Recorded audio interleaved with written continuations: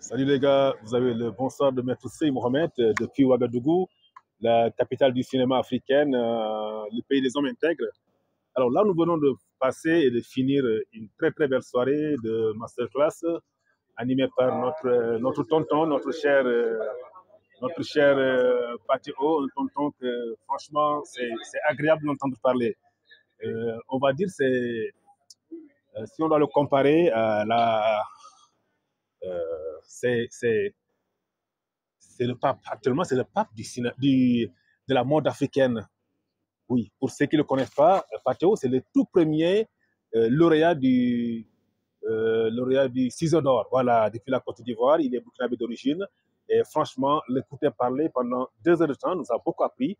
En tout cas, moi, ça m'a beaucoup plu. Cette masterclass que je viens de finir d'écouter en collaboration avec Herman. Herman, c'est un jeune styliste burkinabé, oui, enfin pas jeune, pas si jeune que ça, qui fait aussi du bon boulot. Il y a Madame Martine Sommet qui est costumier et qui parle de cinéma, forcément parle de costume. Donc le costume, c'est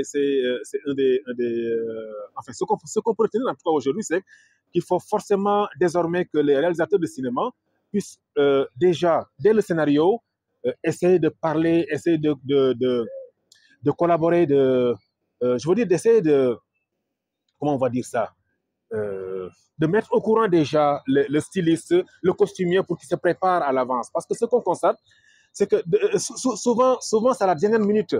Ou bien il y a d'autres même qui, dans le budget même du film, c'est vrai qu'on peut écrire budget costume, mais en réalité, le gars, il ne gagne pas grand-chose, quoi. Il ne gagne pas grand-chose. Et souvent aussi, on a constaté qu'ils viennent pour emprunter quelque chose de ce genre. Bref, le costumier n'est pas tellement pris en compte quoi, dans le budget. Et souvent, même en l'approchant, c'est comme si on essaie de le faire une faveur, quoi. On essaie de faire sa publicité. On peut payer tout le monde, mais lui, quand on arrive chez au volet costume, il n'y a pas tellement de, on ne donne pas trop d'importance. Pourtant, le costumier son travail est d'une importance capitale. Pourquoi? Parce que on ne peut pas faire, par exemple, un film d'époque. Si c'est au XXe siècle, forcément, il faut que le costume correspond au XXe siècle. On ne peut pas jouer un film et que le scénario on va dire, 20e, 19e siècle et que le gars te crée des choses on peut porter le cocodona, par exemple, ou bien le pagne wax.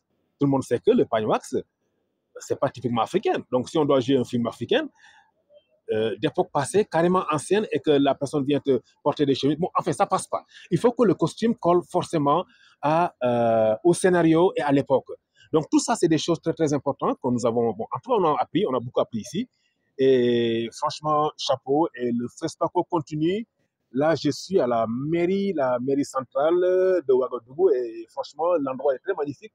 Et voilà Ouagadougou. Ça, c'est Ouagadougou. Et on voit de loin, je pense, la place du cinéaste. Là, tout Africain reconnaît la place du cinéaste africain. Et là, je suis en face d'une avenue avec beaucoup de statues correspondant aux différentes personnes qui ont marqué le cinéma, l'industrie du cinéma africain. Donc, voilà, ce soir, c'était ça. C'était le FESPACO. Venir écouter, entendre, parler. Voilà, c'était bien. Donc, je vais essayer de voir si je peux avoir le tonton. Non, non, je pense qu'il est parti. Donc, allez, à toutes et à tous, je vous souhaite un bon festival et aux étrangers, bonne arrivée au Burkina Faso. Et merci à toutes et à tous.